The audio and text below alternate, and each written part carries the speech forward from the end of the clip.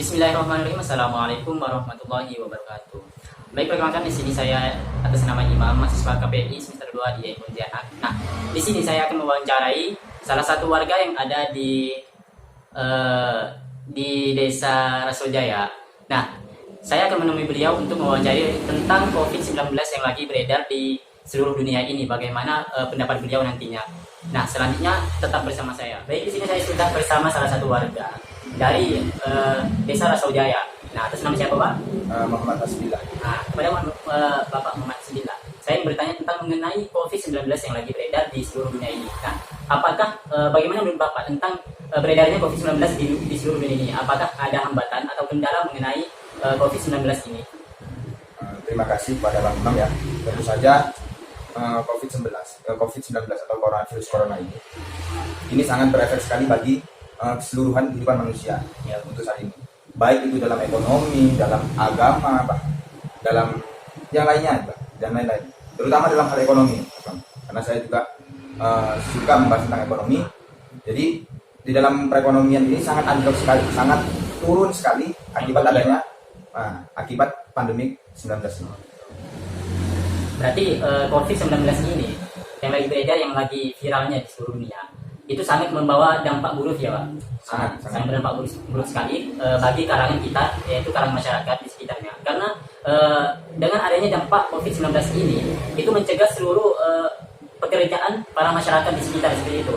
Maka dari itu, dengan adanya COVID-19 ini mengakibatkan menurunnya perekonomian masyarakat di sekitar. Nah, menurut Bapak Asli, apakah ada cara pencegahnya COVID-19 ini selain kita tuh stay di rumah atau diam di rumah saja, atau bagaimana? Apakah ada cara pencegahannya yang lain daripada diam di rumah saja seperti itu? Nah, baik Mas Imam ya.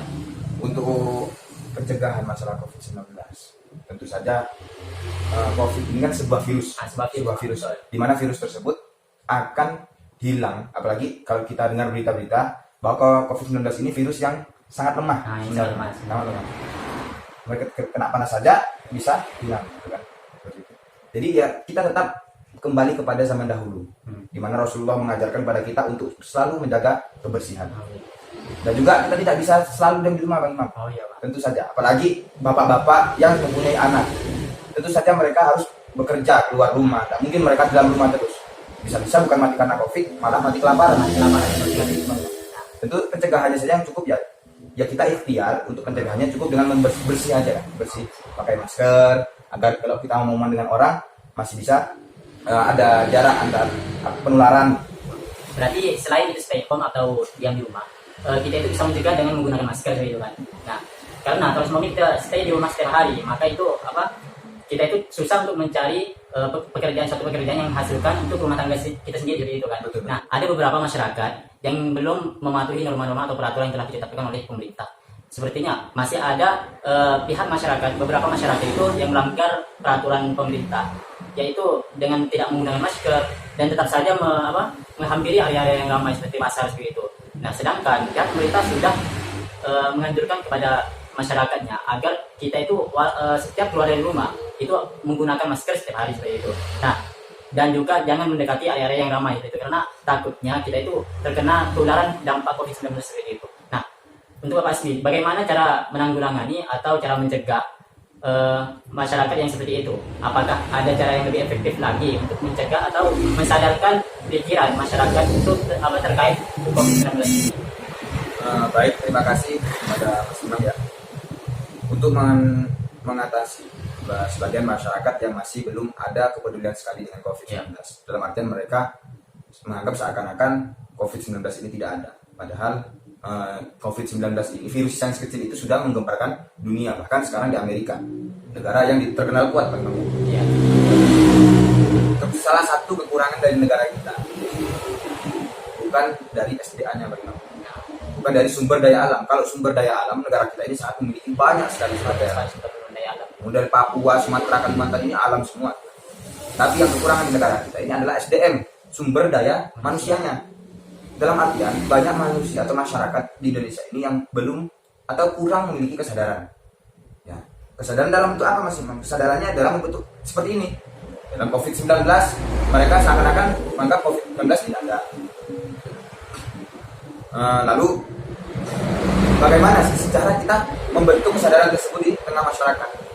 Ini perlu banyak sekali dari pemerintah untuk mengenalkan apa sih virus corona. Kalau bahasa biasanya itu penyuluhan, seperti penyuluhan. Kenalkan apa itu COVID-19, kenalkan apa itu COVID-19 pada masyarakat, agar mereka itu benar-benar tahu bahwa COVID-19 ini seperti ini, seperti ini. Caranya seperti ini. Kan kita nggak mungkin kan hanya diam di rumah terus tanpa adanya aktivitas perekonomian terutama.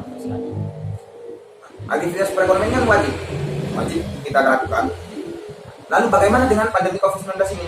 Cara pencegahannya itu harusnya dari pemerintah menyuluhkan memberi penyuluhan kepada masyarakat, mengajarkan COVID-19 ini anti terhadap matahari, atau caranya masker. Kenapa harus pakai masker? Agar ketika kita berbicara dengan orang lain ini nggak sampai terkena dengan orang lain seperti itu, Mas.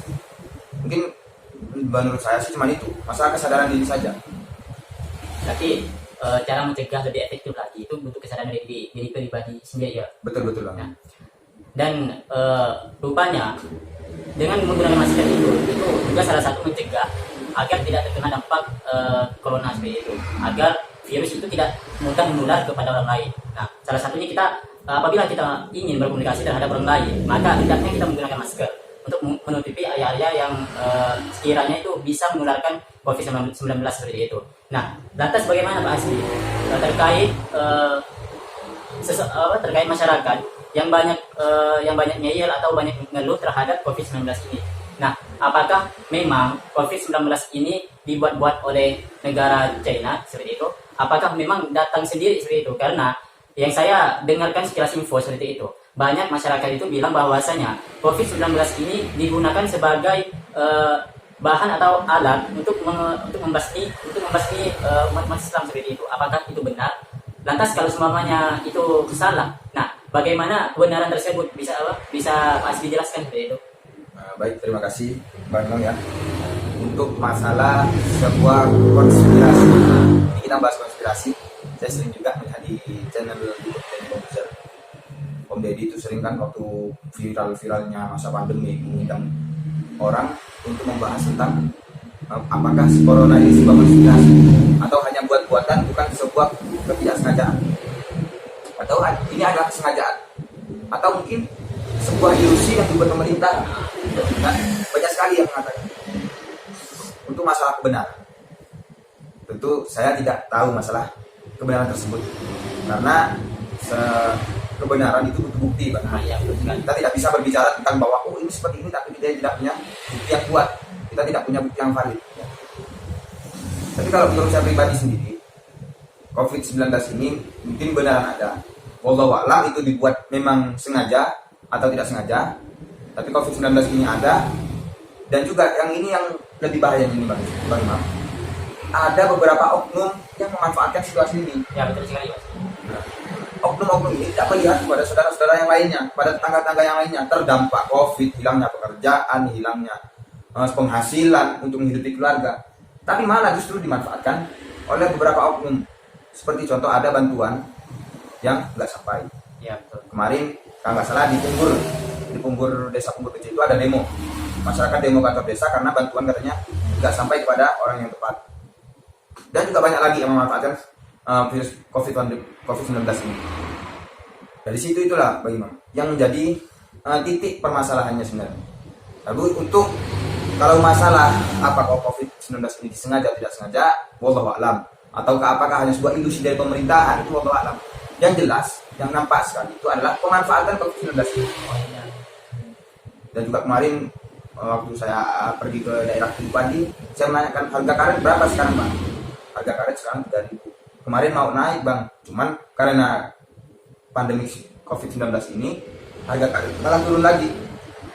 Itu kan termasuk terdampak karena transportasi terus impor dari karet dari dalam ke luar negeri itu jadi berkurang. Berarti pandemi COVID-19 ini dijadikan sebagai manfaat untuk menghasilkan sebuah keuntungan yang besar itu ya, Mas. Beberapa oknum Beberapa oknum seperti itu. Nah, salah satu contoh yaitu pihak pemerintah itu menyuruhkan bantuan terhadap masyarakat.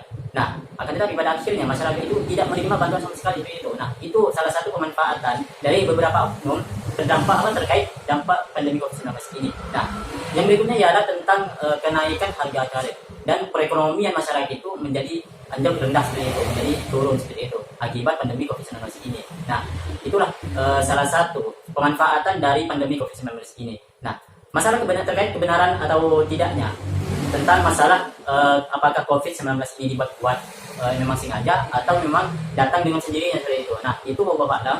Nah, kalau semuanya kita memang pengen mengetahui asal usulnya atau datangnya atau disengaja atau tidaknya terkait pandemi COVID-19 ini, nah kita perlu menelusuri atau mengetahui lebih dalam lagi atau mencari tahu sendiri terkait dampak COVID-19 ini agar kita tidak terjadi kesalahpahaman seperti itu. Ya, betul sih. Apa seperti itu, Pak? Betul. Apalagi zaman sekarang ini media ini sangat cepat sekali ya. Kita bikin video di sini 5 menit lagi sudah sampai ke Amerika, sudah tersebar di publik. Dan juga kemarin banyak kejadian-kejadian masalah media ini kan. Makanya kita harus berbicara di media ini harus berhati-hati. Berarti terkait informasi-informasi tentang dampak COVID-19 ini kebanyakan hanya sekedar isu-isu doang ya Pak Sri. Ya. Nah, itu. Nah, karena sekarang ini dengan adanya alat elektronik itu bisa mempermudah atau mempercepat proses kita menyebarkan informasi-informasi palsu mengenai hal-hal kebenaran tersebut itu. Karena sekarang itu zamannya adalah zaman canggih itu. Sekali kita menggunakan alat elektronik, maka 5 menit ke depan itu pasti akan mudah tersebar di depan publik seperti itu. Nah, mungkin seperti itu ya Pak Sri. Terima kasih atas informasinya terkait pandemi COVID-19 ini. Mohon maaf jika mengganggu waktu. Baik, itulah tadi penjelasan terkait kebenaran pandemi COVID-19 ini oleh salah satu masyarakat di Desa Rasojaya seperti itu. Nah, itu tadi salah satu masyarakat yang benar-benar mengetahui atau banyak mengetahui tentang pandemi COVID-19 ini. Mungkin itu penjelasan atau wawancara dari saya. Kurang lebihnya mohon maaf. Wassalamualaikum warahmatullahi wabarakatuh.